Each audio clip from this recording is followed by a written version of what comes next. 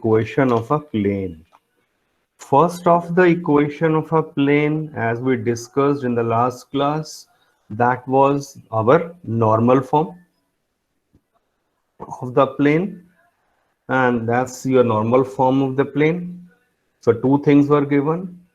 Distance of the plane from origin is given, d, and the normal vector n vector is given to the plane, so that we can always get the unit normal vector from the same.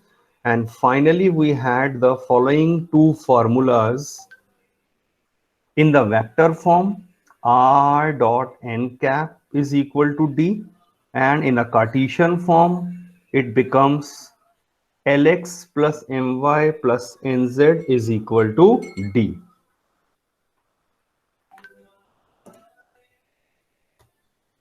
Wait for a second.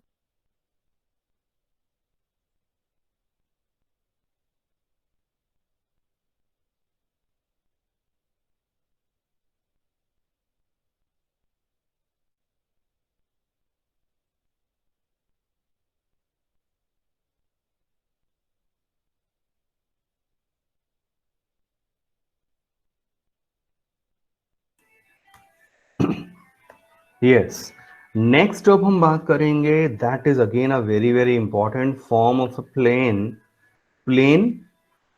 perpendicular to the given vector.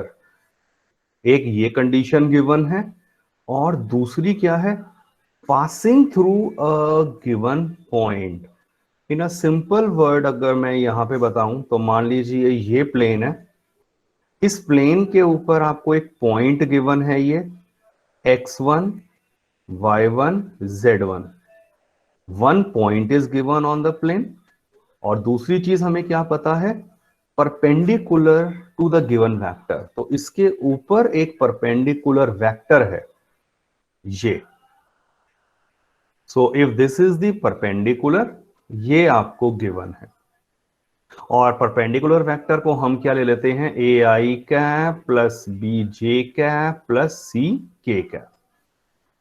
Right. So in this case, the Cartesian equation of the plane is given by a into x minus x1 plus b into y minus y1 plus c into z minus z1 is equal to 0. Everything is known to us. ABC क्या है, drs of normal to the plane. Plane का perpendicular जो vector है उसके drs हैं abc, वो मुझे एक तरह से पता है. और दूसरा मुझे क्या पता है, पासिंग वाला पॉइंट x1 y1 z1. तो in that case the Cartesian equation is given by this. और इसी की अगर मैं बात करता हूं वेक्टर इक्वेशन की, तो वेक्टर इक्वेशन हो जाती है r minus a dot n is equal to 0. अब ये a वेक्टर क्या हो गया, ये इस पॉइंट का पोजीशन वेक्टर है. मतलब अगर ओरिजिन कहीं भी रहा होता, आपने ओरिजिन से इस पॉइंट को कनेक्ट करा, तो ये वाला वेक्टर a वेक्टर है. This can be rewritten as, when I open the bracket, r dot n minus a dot n is equal to 0, or finally r dot n is equal to a dot n. So that is the required vector form of the plane. आप बिल्कुल ये वाली form भी use कर सकते हैं. इसमें एक दो चीजें जो कॉमनली हम पहले भी यूज कर चुके हैं. आर आपका एक जर्नल वेक्टर है, मतलब any point on the plane से जो मिला वो होगा x i cap plus y j cap plus z k cap.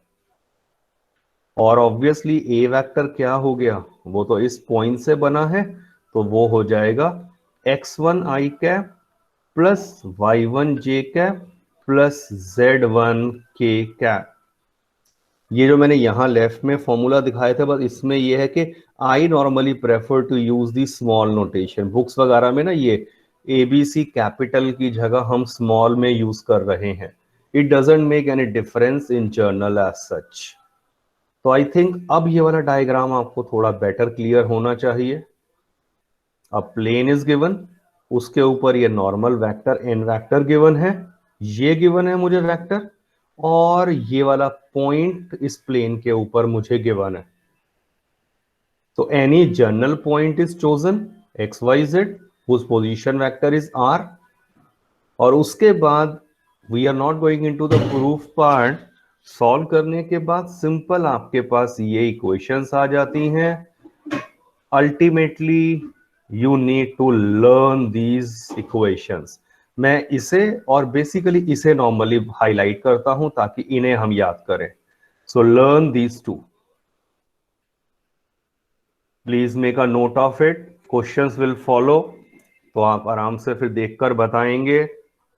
Be very very attentive, easy है ये वाला सब टॉपिक समझना।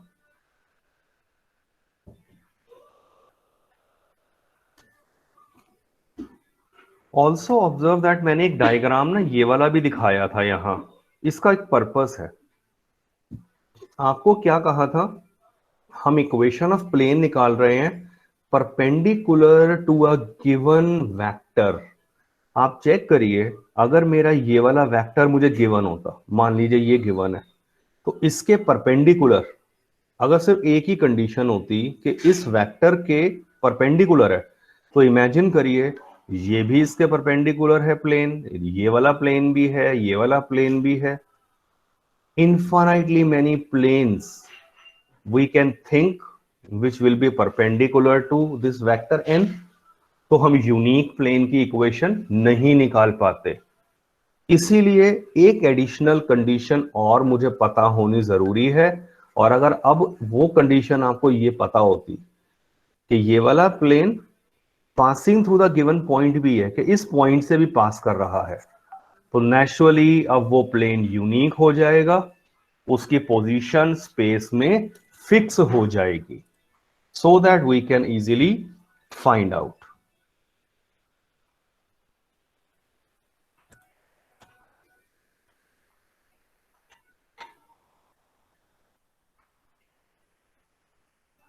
प्रॉब्लम सॉल्विंग में आप इस तरह के डायग्राम को मत इमेजिन करिए। ये जो मैंने बनाकर दिखाया है दैट इज सेल्फ सफिशिएंट, कि ये प्लेन है मेरा जिसकी इक्वेशन बतानी है, उसके ऊपर एक पॉइंट गिवन है और उसका नॉर्मल वेक्टर उस प्लेन के ऊपर गिवन है, तो इक्वेशन ये हो जाती है।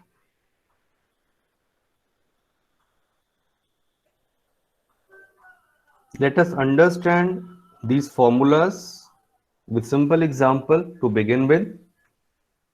Find the vector and Cartesian equation of the plane which passes through the point this। तो ये मैंने पहले रख लिया कि प्लेन मेरा कोई भी प्लेन हो, passes through the point मुझे गिवन है, और perpendicular to the line whose drs are this। What does that mean? कि ये प्लेन परपेंडिकुलर है इस लाइन के, ये, और इस लाइन के डीआरस अगर ये गिवन है, डीआरस का मतलब क्या हो गया, इसका नॉर्मल वेक्टर क्या है, 2i cap plus 3j cap minus k cap. So that is basically the situation which is given to अस।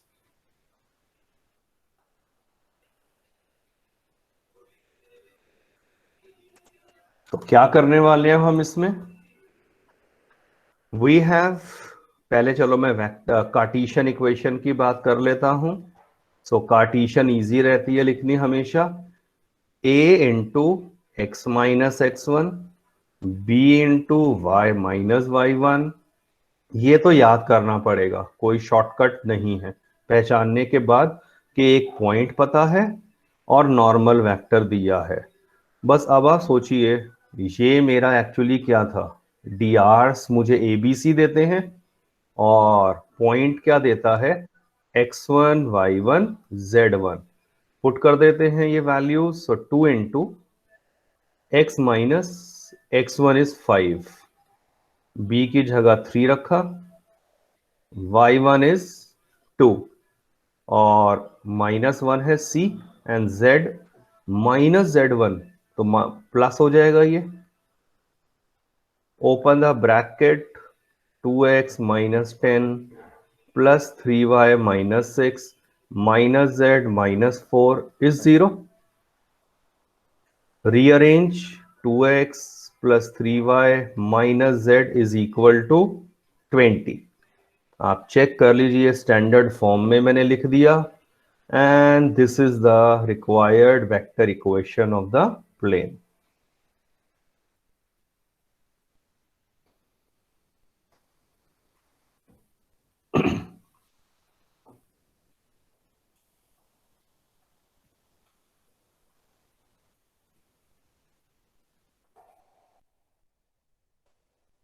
और अब आप फर्दर चेक करिए।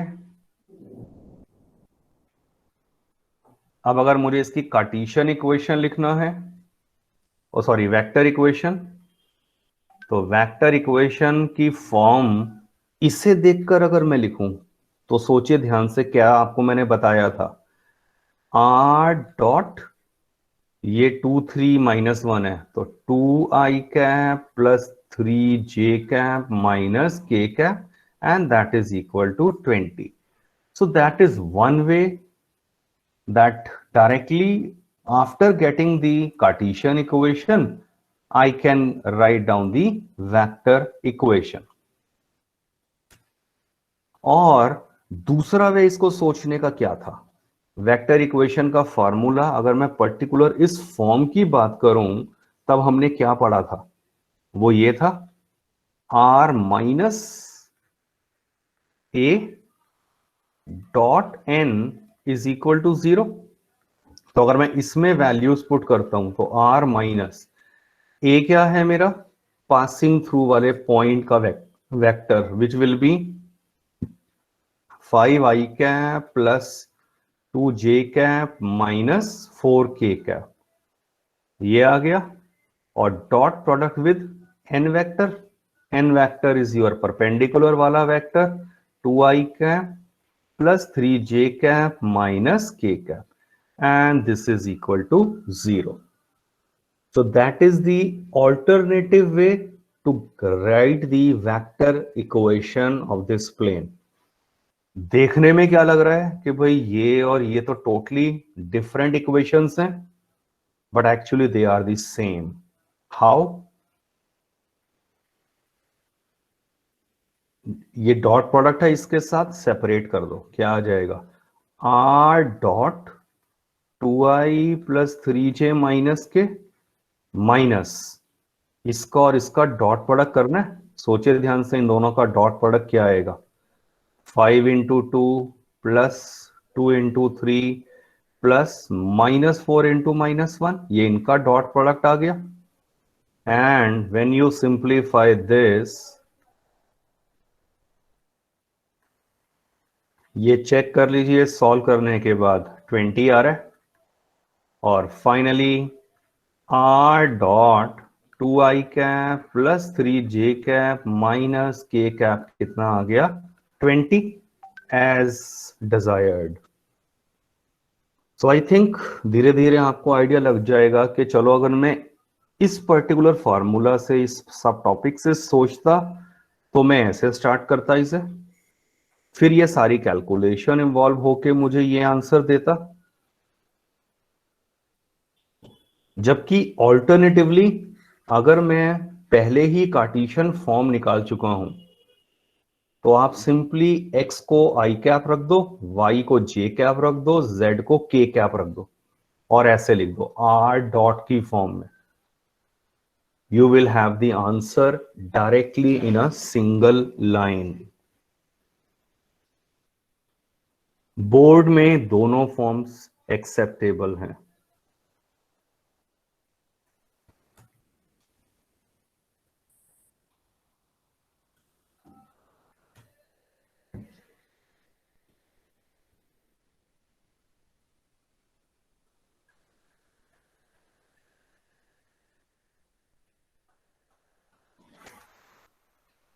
Third form of the plane, ये फॉर्म 3 हो जाएगी।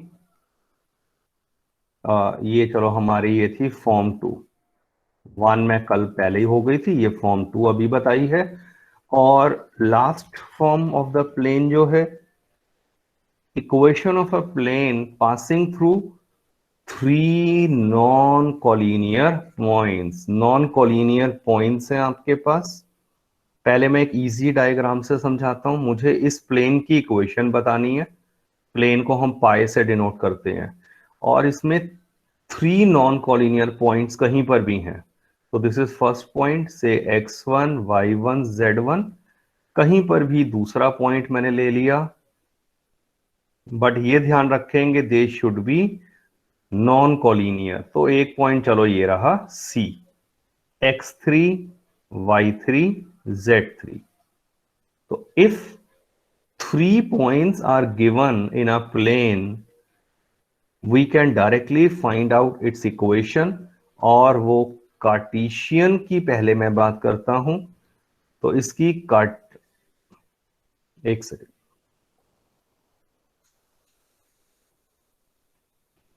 इसकी कार्टेशियन फॉर्म हो जाती है, Cartesian equation of this plane would be, determinant बना दो। मान लो मैं हमेशा वो ये ना कन्वेंशनली पहले पॉइंट से शुरू करते हैं, ए से शुरू करा, x माइनस x1 y माइनस y1 z माइनस z1। फर्स्ट रो लिखा गया। अब क्या करो, a टू b और a टू c, इनके drs लिख दो। तो वो क्या हो जाएगा, a b के dr हैं x2 minus x1 y2 minus y1 z2 minus z1। और a c के dr क्या है, x3 minus x1 y3 minus y1 z3 minus z1, and equate this determinant to 0। और डिटर्मिनेंट को हम यूजुअल मेथड से सॉल्व करना जानते हैं। Expand and simplify, you will get the required equation of the plane।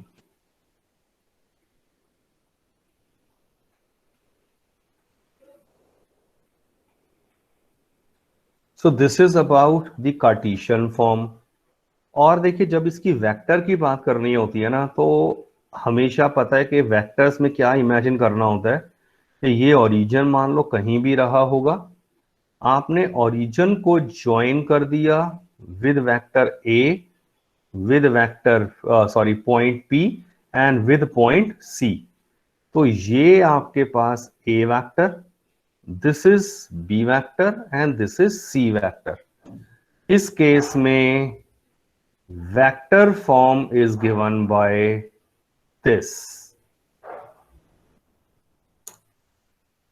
Generally we will avoid using this notation, though it is not difficult। आप इसको अगर ध्यान से देखें तो r माइनस ए, पहली रो पे फोकस करिए, ये r माइनस ए को रिप्रेजेंट कर रहा है।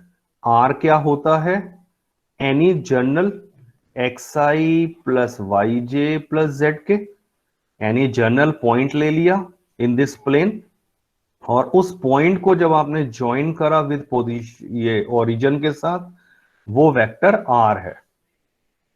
तो r माइनस ए ये दे देगा उसके drs। और उसके बाद अगर आप देखें b माइनस ए, b माइनस ए, b माइनस ए चेक करिए, यही आ रहा है x2 minus x1 y2 minus y1 z2 minus z1, रो 2 मिल जाएगी। एंड सिमिलरली c माइनस है, वो ये आ जाएगा। प्रूफ पार्ट में नहीं जा रहे हैं, just the way how you can learn and understand this.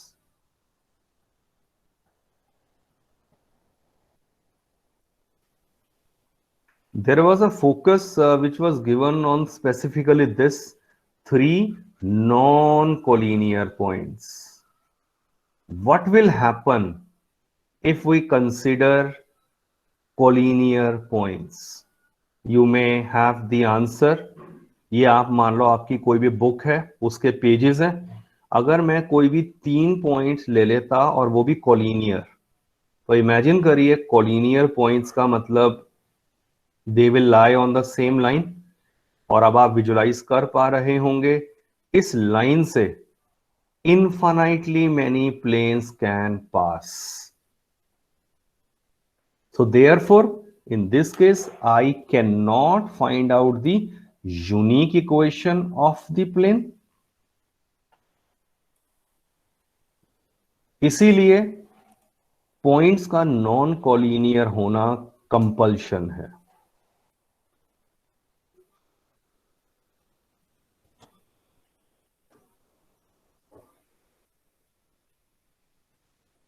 Already discuss this, पढ़ के देख लीजिए। यही सब चीज यहां पर है, वो मैंने उसी पेज पे एक्सप्लेन कर दी है। x1 y1 z1, x2 y2 z2, x3 y3 z3, 3 points आपको गिवन है। अगर कहीं पर भी नॉन कॉलिनियर, राइट, तो उसकी इक्वेशन, कार्टेशियन इक्वेशन ये हो जाती है। और वेक्टर इक्वेशन क्या बताई थी? एनीवन आप में से कोई बोलना चाहेगा? किसी को याद है क्या देखा था लास्ट पेज पर?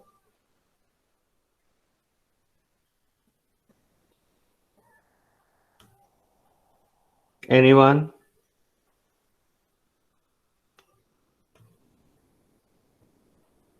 r minus a dot b minus a cross c minus a and this is equal to 0। Check it out, ये रहा।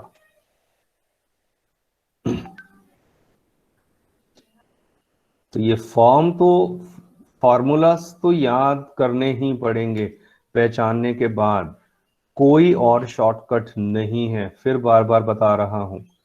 सो अल्टीमेटली फॉर्मूलाज है, maths is all about formulas. Understand कर लीजिए, याद कर लीजिए, and then we will be learning how to apply them.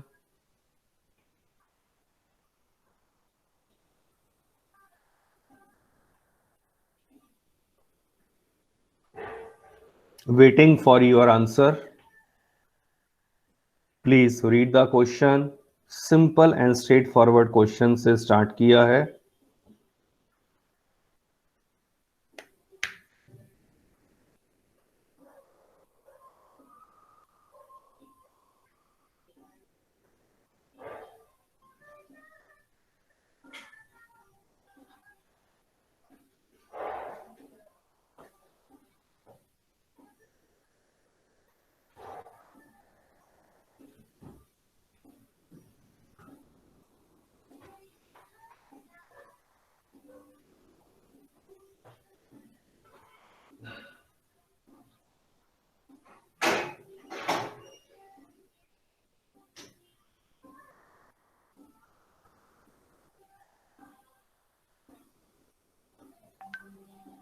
Yes, सोचिए ध्यान से।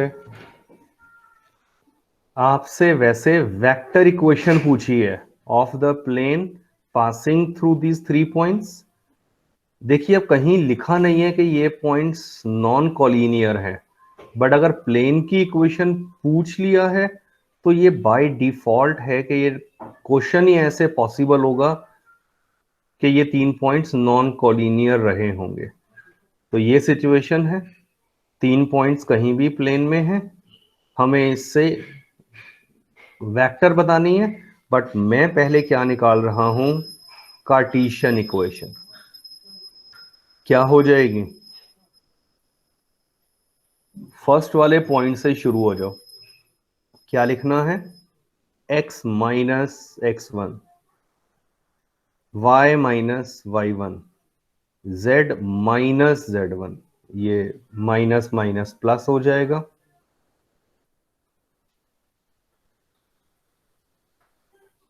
फर्दर आर एस पे फोकस करो और डी आर्स लिख दो इसके, मतलब एस माइनस आर कर दो। तो -2 -2, फिर y2 माइनस y1 इज -3 -5, फिर 5 + 3 हो जाएगा। और फिर कहां फोकस करना है? आर टी पर देखो, इसके डी आर क्या लिखेंगे? 5 - 2। फिर y वाले पार्ट पे फोकस करो, 3 - 5 -3, और ये +3 हो जाएगा and equate with 0। Formula apply हो चुका है। It's now only your calculation. बस इसके बाद देखो, इस डिटर्मिनेंट को एक्सपेंड कर दो यूजुअल मेथड से। तो x - 2 इंटू, ये होता है ना प्लस माइनस प्लस, हिडन में होता है डिटर्मिनेंट में। तो अच्छा सॉरी, इससे पहले इसे थोड़ा सॉल्व भी करना पड़ेगा ना, न्यूमेरिकल वैल्यूज आ गई हैं। तो ये कितना दे देगा? -4 -8 8, 3 -2 and 0, and now this is equal to 0। अगर पहचान पाओ तो इजी है, आप रो 2 में से 4 को कैंसिल कर सकते हैं। बट अगर ये मैंने ऑब्जर्व नहीं भी करा होता, it doesn't make any difference. आप इसको यूजुअल सॉल्व कर दो तो क्या हो गया? ये x - 2 कितना आएगा? ये 0 एंड माइनस माइनस +16। सेकेंड वाले के साथ माइनस आता है, प्लस माइनस प्लस होता है डिटर्मिनेंट में ऑल्टरनेटिवली। तो इसे और इसे हाइड करा, 0 - 24। आई डोंट थिंक सो, इसमें तो किसी को भी डाउट होना चाहिए। सिंपल डिटर्मिनेंट खोल रहा हूं, तो माइनस माइनस ये हो गया 8 and plus 24, and this is equal to 0। 16 into x - 2, minus minus plus हो गया, और ये हो गया 32।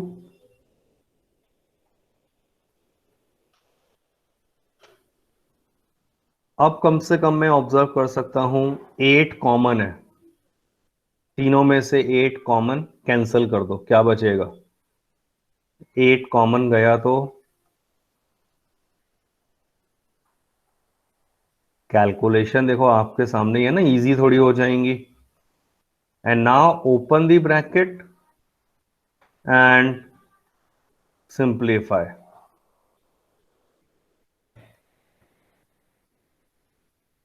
Rearrange 2x + 3y + 4z and -7, तो इक्वल टू 7 आ गया, which is the Cartesian equation of the plane. पर आपसे वेक्टर पूछी थी, therefore required vector equation is, क्या लिख देंगे इसे देखकर वेक्टर इक्वेशन? r डॉट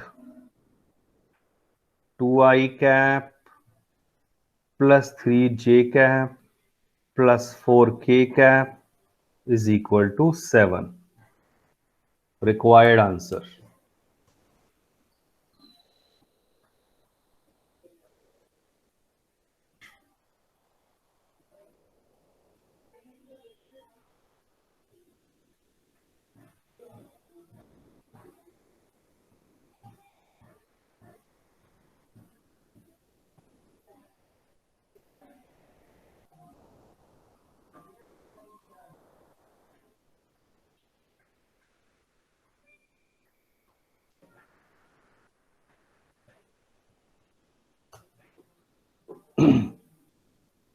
आप चेक करिए, सम of the students might have this question in their mind.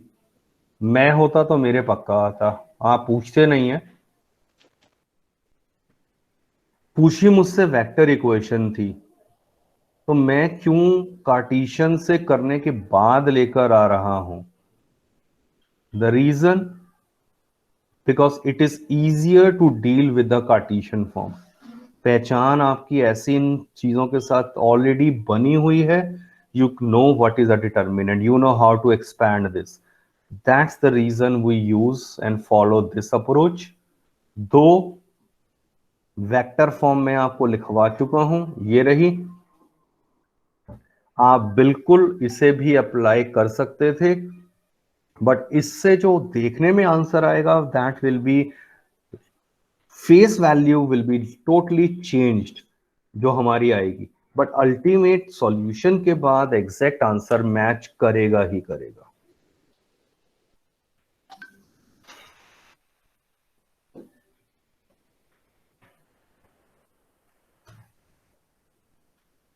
So your attendance time, is this question clear? Is the solution is clear? Chat box, yes or no? Okay अच्छा, तनिष्का तो okay ठीक है, तनिक, सचित, कार्तिक, सुनिधि, आकांक्षा, आर्यन सिंह, अग्रिम, आर्यन पांडे, चेष्टा, आदित्य बुटोला, शुभांगी, हिमांशी, वंश, संजना, रमनीत, नव्या, मन्नत, तन्मय गर्ग, जयादित्य, विशेष। What about remaining 20 students? Okay, Khushi. I'm still waiting for more. Yes. Okay, Naman. आप नो कहोगे मैं एक्सप्लेन कर दूंगा। गौशल ठीक है, हिमांशी, हम ओके, प्रणव, हर्षप्रीत, हिमांशी, आहूजा थी। ओके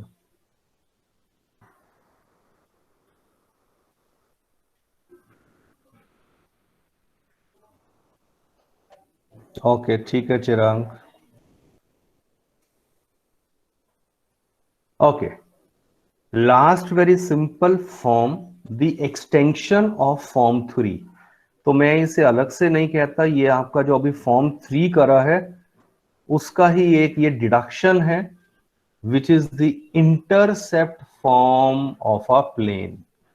इंटरसेप्ट फॉर्म डायग्राम से क्लियर हो जाएगा कि ये प्लेन है, ये प्लेन आपका इस तरह से एडजस्ट हुआ इन द कोऑर्डिनेट सिस्टम कि यहां इसने ए यूनिट का इंटरसेप्ट को कट करा, यहां वाई एक्सिस के ऊपर बी यूनिट और जेड एक्सिस के ऊपर सी यूनिट का डिस्टेंस कट करा। तो व्हाट डज दैट मीन?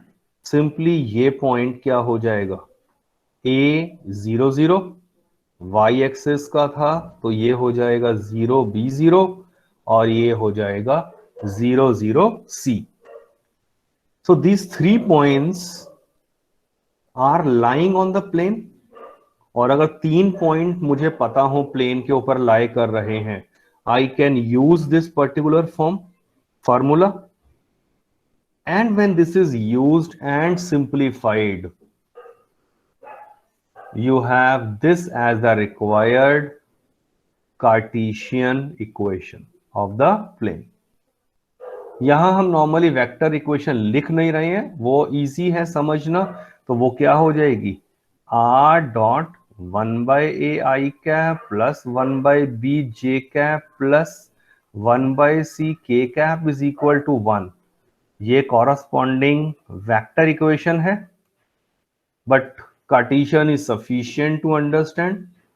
और चेक करिए 10th में कुछ याद आ रहा है कि आपने ऐसी इक्वेशन करी हुई है, intercept form of a line. तो जो लाइन में 10th में या 11th में जिस तरह की इक्वेशन होती थी, अब आप ऑब्जर्व कर रहे होंगे उसी को अगर मैं z कोऑर्डिनेट के साथ एक्सटेंड कर देता हूं तो वो लाइन नहीं होती है, बट वो प्लेन की इक्वेशन हो जाती है। तो that is just a coincidence. It is not like कि यहां लाइन का कोई रोल रहा है 10th और 11th क्लास की। फॉर्मेट है, एक आपका फेस वैल्यू है, वो बाई चांस 10th 11th की लाइन के जैसी आ रही है। So ultimately learn this formula, intercept form of a plane, followed by the last example जो अब हम करेंगे। Find the equation of the plane with intercept 2, 3 and 4 on XYZ axis respectively. तो क्लियरली आपको क्या गिवन है, इंटरसेप्ट्स गिवन है ए, B and सी। तो रिक्वायर्ड इक्वेशन क्या हो जाएगी प्लेन की, x by a plus y by b plus z by c is equal to 1। ये मेरा आंसर आ चुका है। बट अगर आप इसे फर्दर एलसीएम लेते हैं, मान लीजिए वो कितना आ जाएगा 12। तो बस ये कितना आ गया 6x plus 4y plus 3z is equal to 1, और 6x plus 4y plus 3z is equal to 12। आप बेटर फॉर्म में एक्सप्रेस कर दें तो वो ये माना जाएगा which is your required answer. यहां तो इस फॉर्मेट का मतलब अगर क्लियर होता तो मुझे पता था कि मुझे सीधा इंटरसेप्ट गिवन है, मैंने ए बी सी की वैल्यूज को रिप्लेस किया and hence solve it by LCM.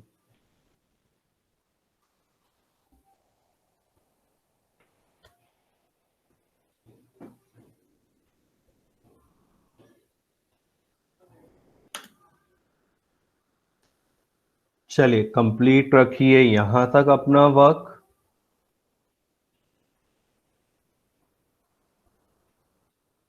Ending the class.